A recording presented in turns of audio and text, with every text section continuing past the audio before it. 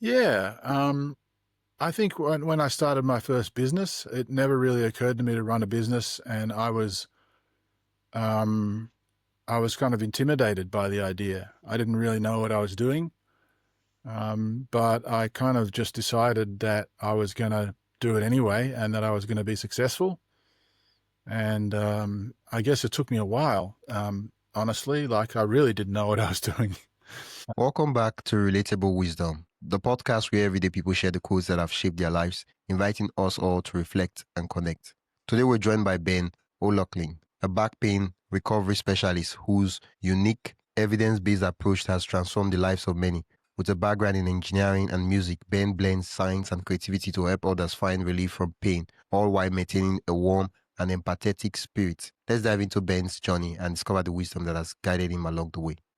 Tell us your name and what your favorite quote is. So my name's Ben O'Loughlin. My favorite quote is a quote from Henry Ford, who said, more or less, I'm paraphrasing, whether you think you can or you think you can't, either way, you are correct. How long have you known this quote? Oh, probably 20 years. Ooh. But it's still every day I think about it. Yeah. What does that really mean? Like, what do you think you can? It seems like it's contradicting itself. What does it mean? Yeah. So what it means to me is if you think you can't do something, then you can't. And the reason you can't do it is because you think you can't do it. And you will find excuses, you will defeat yourself because you don't fundamentally believe that you have the power to achieve that goal. Whereas if you believe you can do something, then you're not going to take no for an answer. You're not going to let yourself be discouraged. You're not going to accept excuses because you believe you can do it. So if you think you can't do it, then you're right. You can't do it. If you think you can do it, then yes, you can. Well, has there been instances in your own life where you thought that you couldn't do something, and then the moment you believed or started thinking that you could do it, it happened that you did it? Yeah. I think when I started my first business, it never really occurred to me to run a business, and um, I was kind of intimidated by the idea. I didn't really know what I was doing, but I kind of just decided that I was going to do it anyway, and that I was going to be successful. And I guess it took me a while, honestly. Like I really didn't know what I was doing. But if I'd have let myself think, well, I don't know what I'm doing, I can't possibly be successful, then I wouldn't have done it. But instead, I was like, yeah, I can do this. And I was probably maybe even a bit too confident or too arrogant. But I think, but I think that was the right way to approach it, because you kind of have to, when you're doing something you don't know how to do, you have to just believe in yourself and try it anyway, and just keep trying different things, and not let setbacks make you feel that you can't do it. Just have setbacks and just go, oh well, maybe you've had a horrible day. Well, I'll try again tomorrow, and just keep the belief that you can succeed. What would you say? Thank you for sharing that story.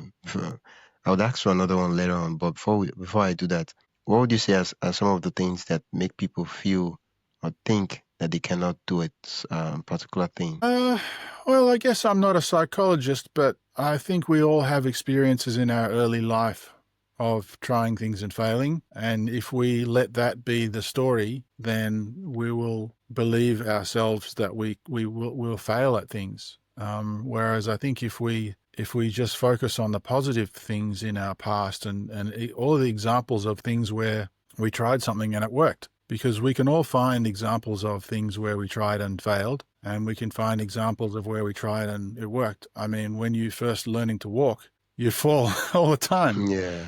But little babies, little toddlers, they don't stop. They see their parents walking and they go, "That's what I'm going to do." And that's, I think, what we can do is we can see people who are successful and say to ourselves, "Well, that's what I'm going to do," and keep falling over. And like sometimes when a kid has a hard fall, they'll cry. They'll be Yeah. upset for a minute. They'll feel disappointed. They'll feel pain, but then they get over it.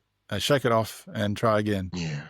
Well, it's a good thing you mentioned you gave that metaphor of a child attempting to walk and having that desire to walk because they look all around and everybody's walking on their on their legs and they're the only one crawling. So like, oh, what's happening? I should be doing what they're doing too. A lot of persons they get to see other persons around them who have done those things, who they can say, okay, yeah, these people have done these things. Yeah, me too, I can do it. So how can one find a way to position themselves in a place where they are surrounded by people who have or done things that they want to do? Yeah, well, I think I can only speak from my own experience, and everybody's situation is different, and everyone has different things available to them.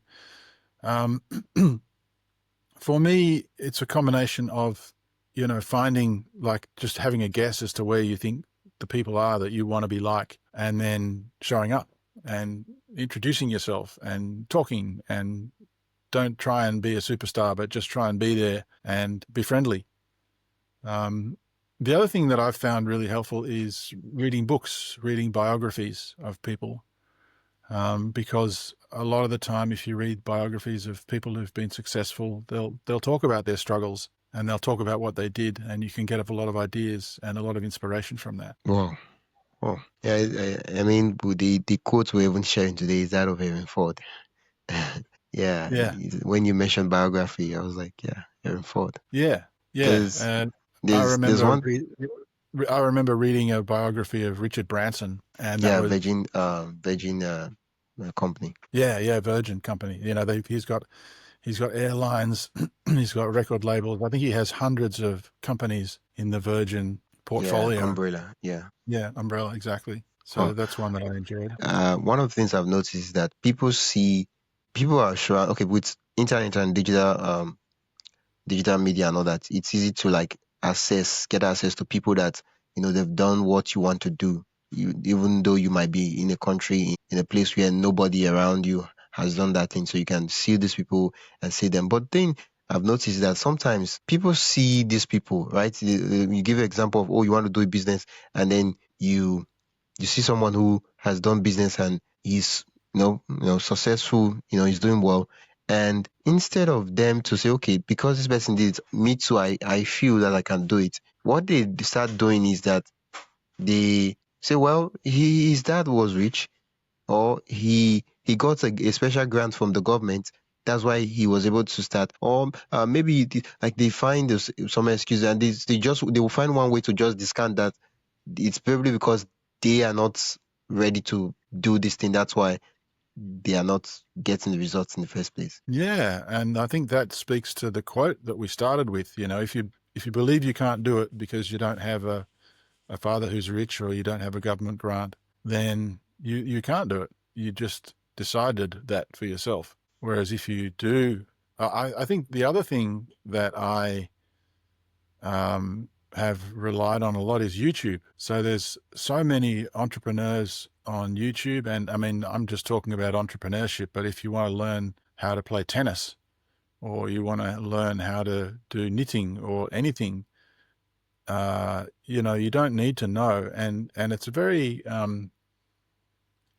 it's not difficult to just pull up a YouTube video and just watch it and be entertained. But I think a lot of the time we can't do things is because we just don't know how. We don't know what we need to do next. We know we want to have a business, or we know we want to, serve the tennis ball very well, but we don't know how to get there. And that's where we get frustrated, and we don't know what to do. So I find YouTube is fantastic. Like I'll just listen to, some of my favorite entrepreneurs, that Alex Hormozy and Russell Brunson, guys that just have a lot of video out there that you can just listen to. And every video, you can, there's a couple of ways to do it. Sometimes if it's really close to what I want to do, then I'll sort of sit down and take notes. But other times I'll just listen and just absorb it, and not worry too much about getting everything down, but just like let it sort of soak in, and let that attitude of, yes,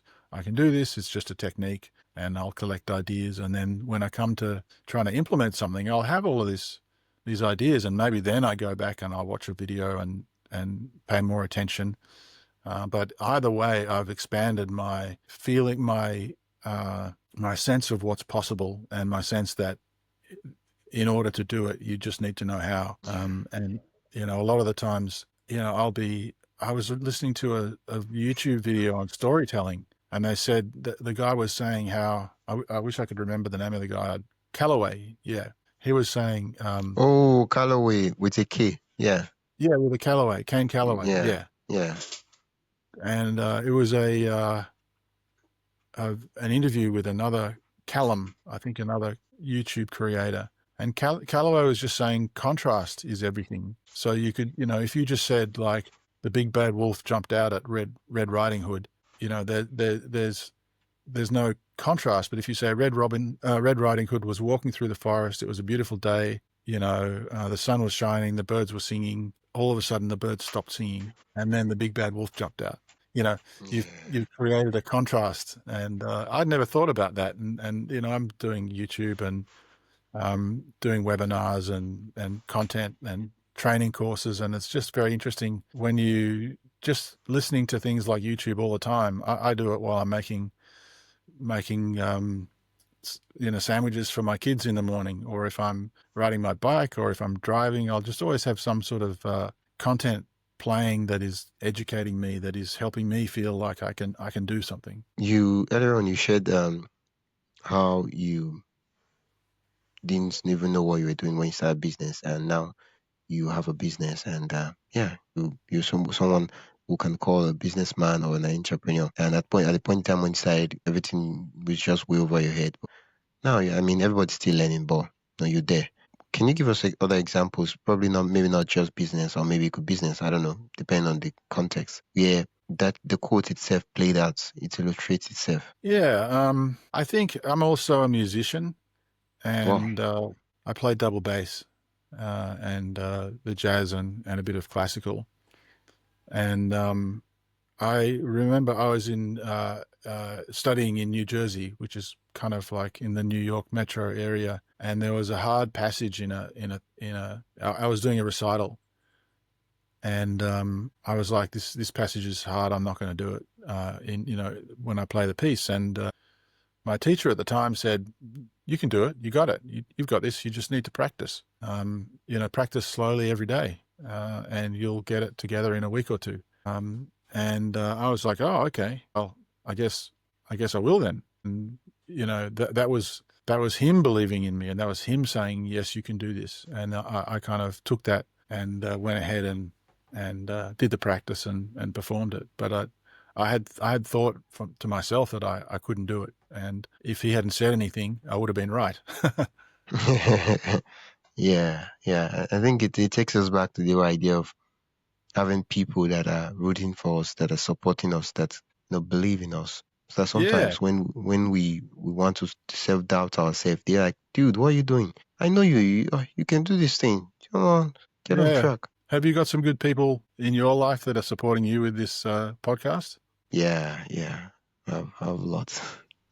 Yeah, that's great. Yeah. I mean, yeah. Well, I like that story. I mean, the first one was you, but this one, someone else,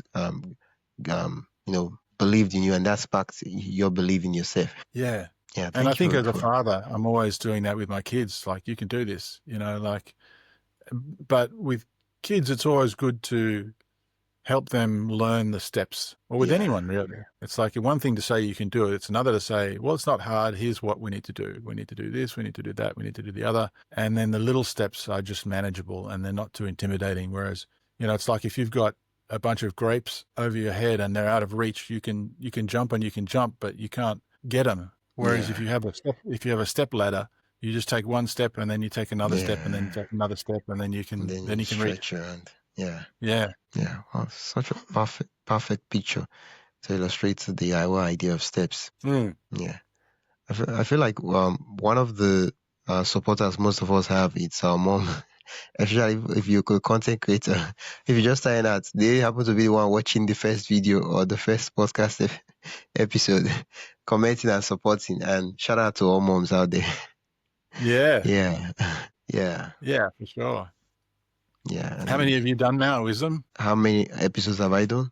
Yeah. Wow, over 30, 34. Yeah. Right. Yeah, Well, this you're this this is a fairly new podcast, but I've been podcasting for a while, but this one is a fairly new podcast. okay. Well, you're Yeah, way yeah. ahead of me in the content creation game. Oh, you're a podcaster? No, I'm not a podcaster. I appear on podcasts, such as this one. I think we met on Yeah, Podmatch, and yeah. I create a little. I've created a little bit of long form, sort of educational content, but not nothing like the amount of stuff you've done. Oh, like you're active on YouTube? Yeah, I've got a channel, and I've got maybe a couple of dozen videos. A lot of them are testimonial videos. Can you pull up? I know this is not part of the episode or the or what we're supposed to be doing, but can you like pull up your channel and share it in the screen and just I love to take a look at it. Yeah, Wow. sure. It's content creation something you want to do or podcasting something you want to do? I don't think I'll do podcasting. Sorry, I don't. I don't think I'll do podcasting. But I do like. Let me just share the That's channel true. here. I don't really know. What do you do professionally? Like what business do you do? So my business is I help people recover from back pain Oh, okay. online. I teach people how to recover from their own back pain. Teach them like brain training type skills. So that's my. Can you see that? Wow. Yeah, I can see it. Wow. Okay. Okay. Yeah. Wow. Yeah, that's perfect. Now, of Yeah. course, I'm just going to trade out there, and if it's not something you want to do, you don't have to do it. But you could actually create more like 10-15 minute episodes with each one of your clients. Like that's of course you invite them 10-15 minute episodes, and then you just get to have a conversation with them and ask like go deeply into life, like how back pain really. The thing about back pain health is that it's something that affects every area of life, business, relationships. Sometimes if you have back pain, you can't go for your child's soccer practice, something like that. There are certain things you can't do with your child because you can't bend down or do all the stuff. I mean, if I was to approach this as a podcast, that's what I'm saying. Now, of course, you don't have Yeah. to do that.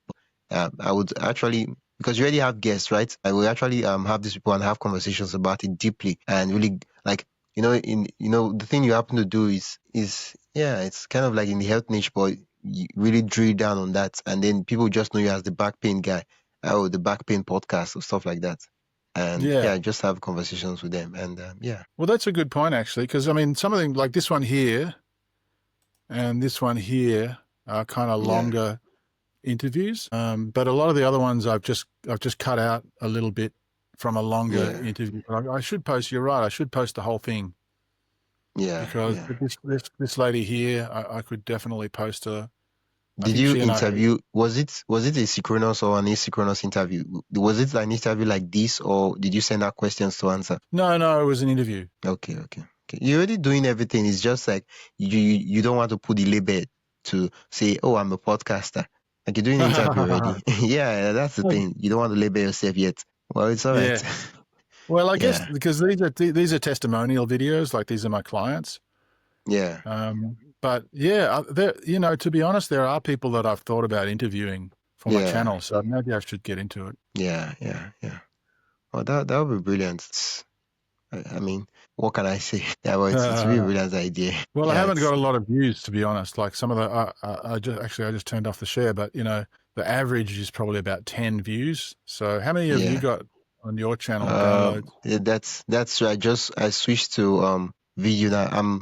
I told you this podcast is new, so I'm recording everything in batch, and then I will edit everything in batch, and then everything will start dropping up. Because this is a daily podcast, so I want to make sure I get at least 2 months of content ready in the backlog before I even launch, so that I don't have a situation where I'm looking for content to post the next day. Right. So Yeah, you yeah. don't have the numbers yet. No, I don't have it. But if I have the okay, I'm going to write your name now. Once I have the numbers, I'll let you know. But your industry is way different from mine in that it's a high intensity industry, in that the people that watch your videos, right, they really have pain, and the pain they have is really deep. It's not like it's really huge. When one person watches your video, 20 persons watching your video, it's different compared to my video. Of course, my touches people's life, but I mean, it's not compared to back pain where, somebody's having back pain and they're like, how do I fix back pain? How do I deal with that issue? Yeah. Right. I'll let you know once I have the YouTube going for me. Yep. Yeah. Yeah. Yeah, Cool. thank you so much. Yeah.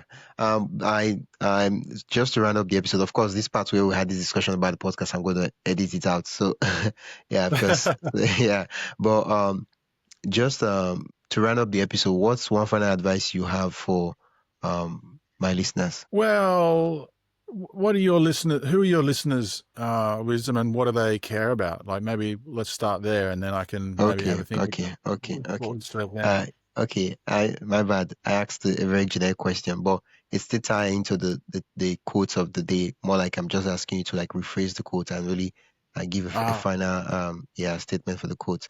Yeah, but my listeners are people who want to be challenged with ideas, with beliefs, with concepts of quotes every day to really see people that are living with actual people, right? Living with unique ideas and yeah, and so those are my listeners. yeah. I think one thing is to believe you can do it, and then I think the next step for me is how fast you execute. Like to Mm, just say, what am I got? Like, can I do this thing? What's the first step to doing it, and when can I have that finished? yeah, So I'm writing a webinar at the moment, and I've got 3 main content chunks, and the first one is killing me.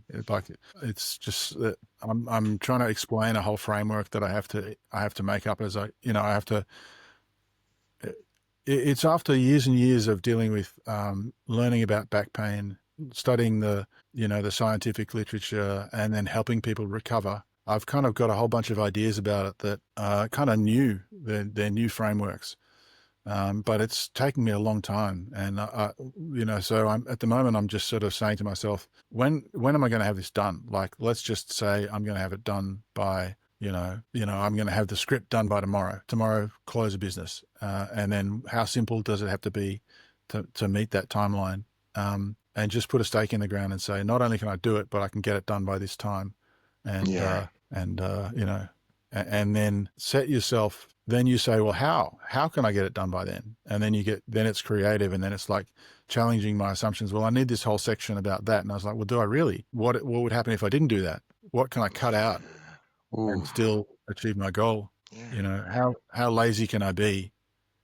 If I was super experienced and I knew exactly what I was doing, and I just had to do the minimum viable effort, what are the things that I would do? And can I have them done by, close the business tomorrow? yeah. Oh, thank you so much for that, and thank you so much for sharing your quotes on the podcast. Where can listeners learn more about you and what you do? Yeah. So if you have chronic back pain, chronic meaning it's gone on for a long time, and you've tried, physiotherapy, you've tried massage, you've tried chiropractic, you've tried, maybe dry needling. You've gone and you've got a bunch of exercises which you do for a while, and then it's too boring and you forget about it.